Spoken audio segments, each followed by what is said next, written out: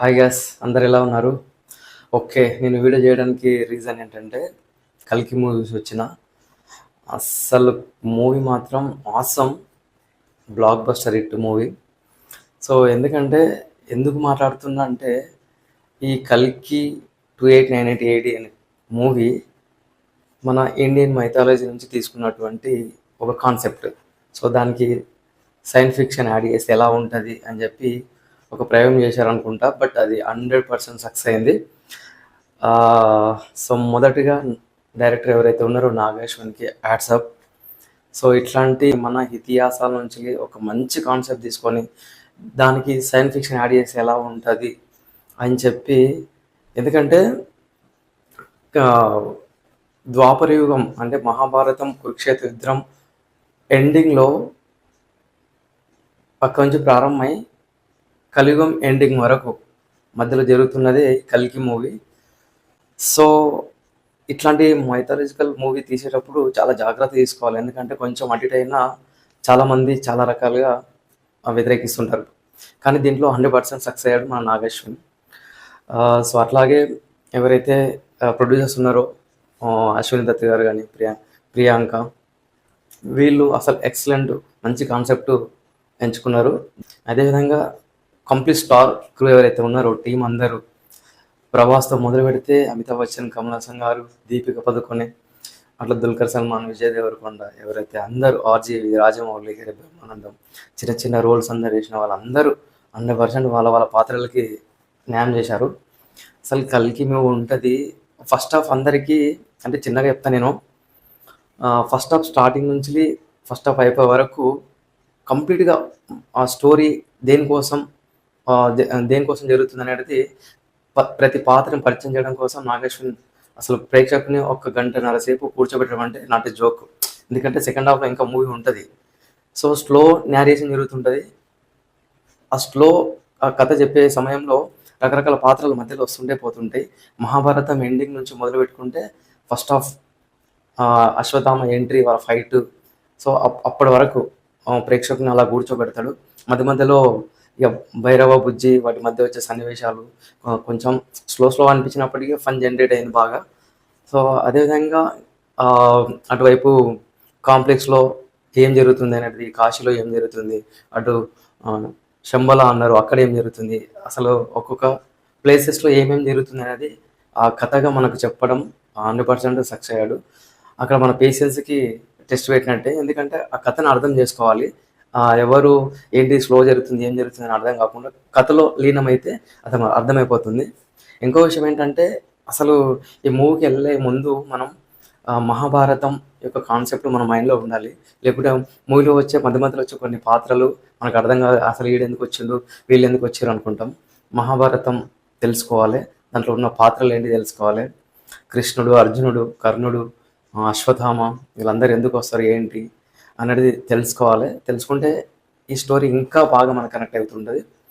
But అటు mythology ఇటు science fiction రెండు యాడ్ చేసి ఒక ఎక్సలెంట్ కమర్షియల్ మూవీ. ఇది ఫ్యామిలీతో పాటు చూడవలసిన మూవీ. సో ఫస్ట్ ఆఫ్ వరకు కథ చెప్పే ప్రయత్నం చేసిండ్రు. ఆ కథలో ఎవరెవరి క్యారెక్టర్స్ ఎట్లుంటాయి, వాళ్ళు దేనికోసం ఫైట్ చేస్తున్నారు, దేనికోసం ఈ స్టోరీ మొత్తం జరుగుతుంది అనేది ఫస్ట్ హాఫ్ ఉంటుంది. ఫస్ట్ హాఫ్ తర్వాత సెకండ్ హాఫ్ మొత్తం ఈ ఒక రేంజ్లో ఫైట్ సీన్స్ ఉంటాయి. అస్సలు ఇక మనం అరుస్తూనే ఉంటాం ప్రతి సీన్లో. అట్లాంటి ఎలివేషన్స్ అన్నీ ఉంటాయి. కంప్లీట్గా ఓవరాల్గా మూవీ కూడా విఎఫ్ఎక్స్ అనేది చాలా కరెక్ట్ వర్కౌట్ అయింది. ఎక్కడ కూడా మనకి ఎఫెక్ట్స్ యూజ్ చేసారు అనేది రాదు. న్యాచురల్గా కనబడుతుంది ఫిల్మ్ మొత్తం. సూపర్. అసలు దాంట్లో ప్రభాస్ యాక్టింగ్ ఉంటుంది. వావ్, అస్సలు ప్రభాస్ ఫస్ట్ స్టార్టింగ్లో ఒక 20 minutes తర్వాత వస్తాడు, కానీ తర్వాత వచ్చినప్పటి నుంచి ఫస్ట్ హాఫ్ మొత్తం ఫన్ జనరేషన్ ఉంటుంది. ఇద్దరు బుజ్జి అండ్ భైరవ ఈయన ఒక బౌంటీ అంటారు. సో ఈ యూనిట్స్ కోసం అంటే కాంప్లెక్స్ వెళ్ళడం కోసం యూనిట్స్ సంపాదించాలి, దానికోసం ప్రయత్నం చేస్తూ ఉంటాడు. సో ఏదేమైనా తన కోసమే సెల్ఫీస్ అని ఆలోచించి యూనిట్స్ సంపాదించడం కోసమే ఆలోచిస్తాడు. ఒక సైడు ఇటు కాంప్లెక్స్లో రకరకాల అమ్మాయిల మీద కొన్ని ప్రయోగాలు జరుగుతూ ఉంటాయి. అక్కడే మన కమల్ హాసన్ గారు ఉంటాడు, ఆయన కోసం ప్రయోగాలు జరుగుతూ ఉంటాయి. అదొక చూపిస్తారు. ఇక్కడ శంబల్లో దేవుడి కోసం వెయిట్ చేస్తూ ఉంటారు, ఎవరు వస్తారు ఎవరు అని. సో అట్లా మూడింటిని కనెక్ట్ చేసి అసలు సూపర్ చెప్పాడు స్టోరీ. ఆ స్టోరీ లైన్ అర్థమైతే సెకండ్ హాఫ్ ఈజీగా అర్థమైపోతుంది. సెకండ్ హాఫ్లో ఇంకేం లేదు, స్టార్టింగ్ ఇంటర్వెల్ కన్నా ముందే అశ్వత్థామ మన ఎవరైతే భైరవ్ ఉన్నాడో వాళ్ళిద్దరి మధ్య ఫైట్ సీన్స్ ఎక్సలెంట్. దాంతో కంటిన్యూషన్ ఉంటుంది, ఇక మధ్య మధ్యలో ఫైట్ జరుగుతూ ఉంటుంది. దానికి తోడు ఎండింగ్ వరకు అస్సలు మధ్య మధ్యలో వచ్చే క్యారెక్టర్ ఆసమ్ ఉంటాయి. సో గైస్ మీరందరూ కంపల్సరీ వాచ్ చేయాలి, ఎందుకంటే ఇది మన ఇండియన్ మైథాలజీకి సంబంధించిన స్టోరీ. బేసిక్గా నువ్వు కాన్సెప్ట్ మొత్తం అదే, ఇంకా దానికి సైన్స్ ఫిక్షన్ యాడ్ చేశారు అంతే. అప్పుడున్న యుద్ధాలు ఎలా జరిగాయి, అప్పుడున్న యుద్ధాలు ఆ విధంగా జరిగితే ఇప్పుడున్న సైన్స్ టెక్నాలజీ అందుకే 2898 ఫ్యూచర్లో జరిగే యుద్ధాలు ఎలా ఉంటాయి అనేది కాన్సెప్ట్ తీసుకొని సూపర్ చేశారు. అసలు లాస్ట్ ఎండింగ్లో ట్విస్ట్ ఉంటుంది. భైరవ్ అసలు ఎవరు, దేనికోసం వచ్చిండు, అశ్వత్థామకి భైరవ్కి ఇద్దరికి రిలేషన్ ఏంటి, అసలు మీరు మూవీలో చూస్తేనే అర్థమైపోతుంది. గూజ్ బూమ్స్ వచ్చేస్తాయి అసలు వాళ్ళు ఆ క్యారెక్టర్లో చూస్తే. ఇంకొకటి కాంప్లెక్స్ గురించి మాట్లాడేది. కాంప్లెక్స్లోకి వెళ్ళాలి అనే భైరవ కోరిక ఎవరైతే సెకండ్ హీరోయిన్ ఉంటుందో ఆమె తీసుకెళ్తుంది. అక్కడ లోపల ఉంటుంది, ఎంత బ్యూటిఫుల్ ఉంటుంది అంటే మీరు మూవీ చూడండి, ఫుల్గా ఎంజాయ్ చేస్తారు. సో ఓవరాల్గా నేను చెప్పేది ఏంటంటే ఫస్ట్ టైం ఒక మూవీ గురించి నా యూట్యూబ్ ఛానల్లో మాట్లాడుతున్నా, ఎందుకంటే మాట్లాడాల్సి వచ్చింది. ఈ మధ్యకాలంలో మన ఇండియన్ మైథాలజీకి సంబంధించినటువంటి ఇతిహాసాలు గ్రంథాలు అన్నీ తీసుకొని మంచి మంచి సినిమాలు బయటకు వస్తున్నాయి. హనుమాన్ కూడా వచ్చింది ఇంతకుముందు ఒకటి. అలాగే ఇప్పుడు కలికి, ఇట్లాంటి మూవీస్ అన్నీ ఇంకా రావాలి.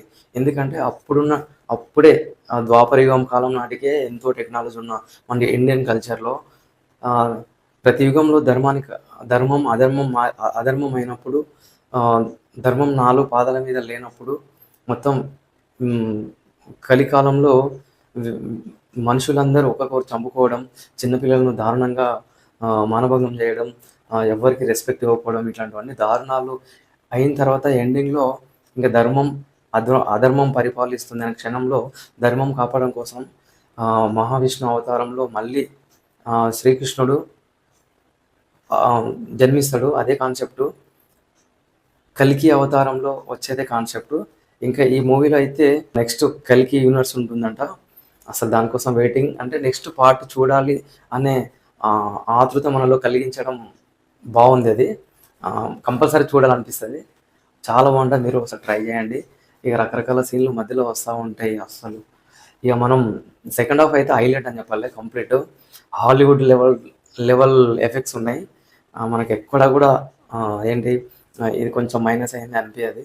కొంచెం ఫస్ట్ హాఫ్లో ఒకటే కొంచెం స్లో నేరేషన్ ఉంటుంది, ఎందుకంటే కథ చెప్పేటప్పుడు ఆ కథ కంప్లీట్ అయితేనే మనకు అర్థమవుతుంది. కాబట్టి ప్రతి క్యారెక్టరైజేషన్ని చెప్పడం కోసం అంత లెంతీ ప్రాసెస్ ఉంటుంది. అది అర్థమైతే కానీ సెకండ్ హాఫ్ మనకు అర్థం కాదు. సో చాలామందికి కొంచెం అటు ఇటు కన్ఫ్యూజ్లో ఉంటారు, ఏం కన్ఫ్యూజ్ అవ్వాల్సిన అవసరం లేదు. మీరు కొంచెం ఒక్కసారి అశ్వత్థామ గురించి, శ్రీకృష్ణుని గురించి, అర్జున్ గురించి, మహాభారతం గురించి ఒక్కసారి ఇలా తిప్పేసి ఆ క్యారెక్టర్స్ తెలుసుకొని మూవీకి వెళ్తే ఇంకా చాలా బాగా ఎంజాయ్ చేయొచ్చు. సో ఓవరాల్గా కల్కి మూవీ తీసినందుకు చిన్నపిల్లల నుంచి పెద్ద ముసలి వాళ్ళ వరకు ఎవరైనా ఈ మూవీ చూడొచ్చు. ఈ మూవీ వల్ల చాలామంది అసలు మన ఇతిహాసాలు ఏంటి, మన గ్రంథాలు ఏంటి, మహాభారతం ఏంటి, ఈ విషయాలు తెలుసుకునే అవకాశం ఎక్కువ ఉంటుంది. పిల్లలకి ఎంటర్టైన్మెంట్గా బుజ్జి భైరవ కనిపించడం అదొకటి. తర్వాత ఈ అయితే మైథాలజికల్ మన హిస్టరీ నుంచి తీసుకున్నటువంటి సన్నివేశాలు ఏవైతే ఉంటాయో చాలా బాగుంటాయి. వాటి కోసం మనం మన పిల్లలు చదవాల్సి వస్తుంది.